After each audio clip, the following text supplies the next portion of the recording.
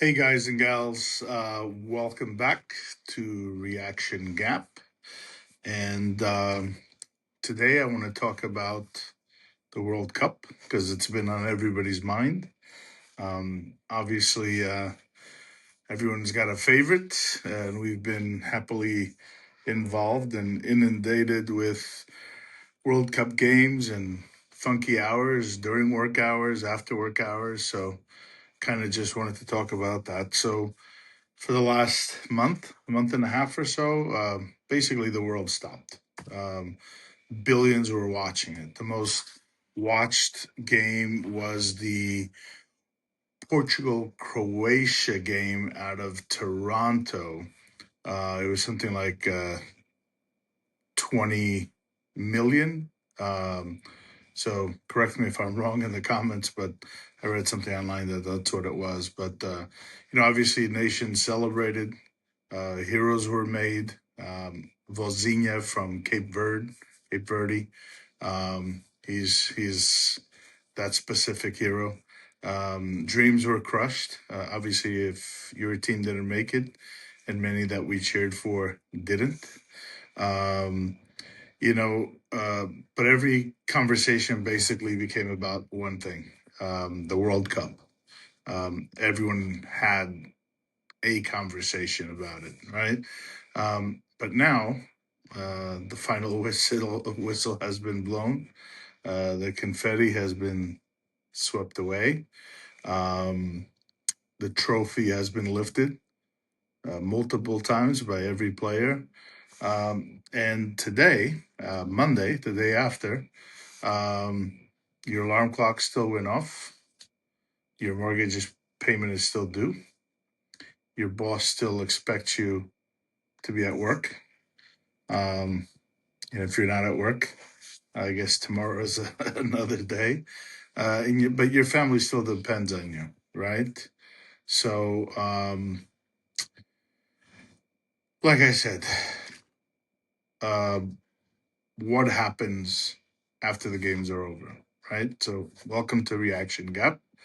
This is where reality happens and we react to it. And our motto is question everything, right? So, like millions of people around the world, I love the World Cup. I love the Euro Cup. Um, it brings countries together, creates unforgettable moments, and it reminds us of why sports actually matter. But today we're not really reviewing goals. We're not reviewing lessons. Um, we're reviewing what we took from it. So I guess that is a lesson.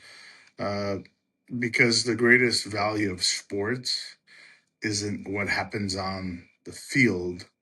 It's what happens, what we learn about after the final whistle, right? Um, so every 4 years, new legends are born.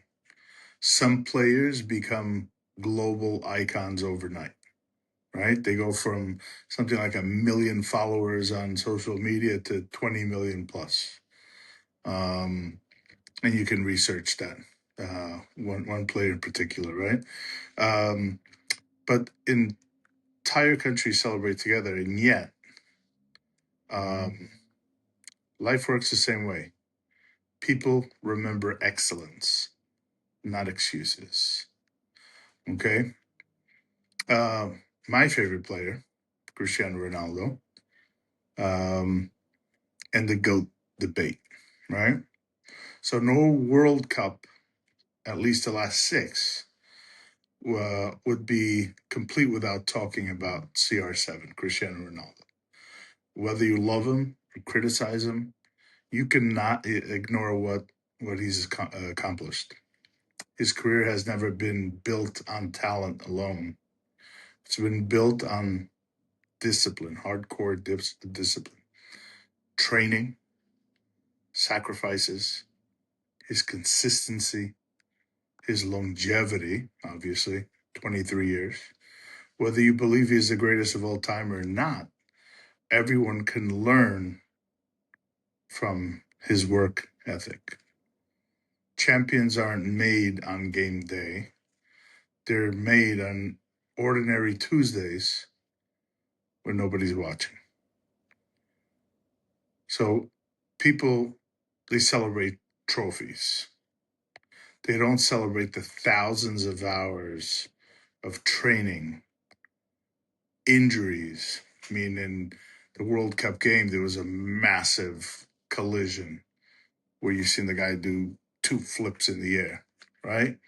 You know, the setbacks, the criticism, the failures.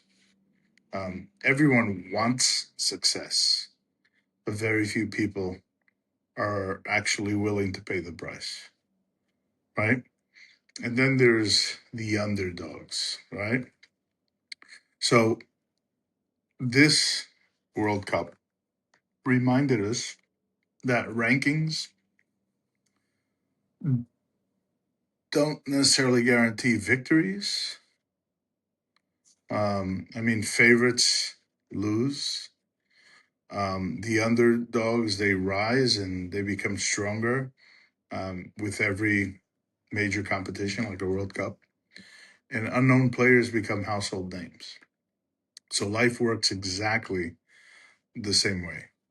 Your background doesn't determine your future, upbringing, things like that, but preparation does, right? So the world stops, right? But life doesn't. It can't. So for weeks, restaurants were empty during games, unless it's like a pub or a bar where there were people were watching the games, right? But you rescheduled meetings, sleep schedules changed. Not necessarily here because they were being played for the most part in the U.S. Some games were later, like midnight and so, but around the world, obviously. Families got together and entire countries paused. It's like a national holiday, right? But now the reality it returns, right? We're back to work. Bills don't disappear because your team won, maybe temporarily, 24 hours, right? So I said, if you're not at work today, there's always tomorrow. But your debt doesn't disappear. Your career doesn't move forward automatically. Life keeps moving, right? So, what's the difference in fans and players, right? Um, Here's an uncomfortable thought, right? The players are getting paid, the fans are spending money. Nothing wrong with enjoying sports, but make sure you're building your own future, not just celebrating someone else's success. So, yesterday I asked AI, what is the cheapest ticket for the World Cup final? And it was over $6,000. And I can imagine that those seats, those specific seats, weren't luxury close to the pitch, close to the field. Most likely they were nosebleed and way up in the bleachers, right? So, and if you multiply that number times the 80,000 plus fans, it was something like 500 and some odd million plus, plus, plus, right? So, huge numbers being generated, right? And that was just the final, right? Count all the other games, right? Um, so no World Cup champion wins with one superstar. These people on the sportscasters, I guess you call them. They always single out certain players if they have a bad day and don't play right. um, but it takes more than that. It takes leadership, right? It takes leadership from the coach, leadership from the captain, takes preparation, takes communication, trust, um, And with trust, let's also put hope in there too, or the belief that you can win, and then execution, right? So the same applies to business, it applies to families, it applies to friendships, companies. Success isn't it's rarely individual. I mean, it's not individual. Um, it's as people say, there's no I in team, which you hear that over and over again, and I really didn't want to repeat it, but I guess for this context, it probably makes sense, right? So, what does the World Cup teach us about business? It's not much different from football, soccer, whatever country you're in, right? So, every company has competitors. Every quarter has a scoreboard. Every project has pressure, and every mistake gets punished. So the best organizations prepare before the competition begins. And I probably say this a lot. It's better to be proactive than reactive, right? Be ready for what's to come, right? Um, so why does discipline always beat motivation? So people think elite athletes wake up motivated every day. They don't. They wake up disciplined. Motivation, it comes and goes, especially if it's a home or away game, or um, you're a team with a huge following in the World Cup scenario. If you're in a location where 80% of the fans are with your team, um, right? That makes a difference, right? So that's what I mean by motivation coming and going. But the discipline, the core, that stays. That's true whether you're training for the World Cup, building a business, saving for retirement, or buying your first home, which is what we talk about often, right? So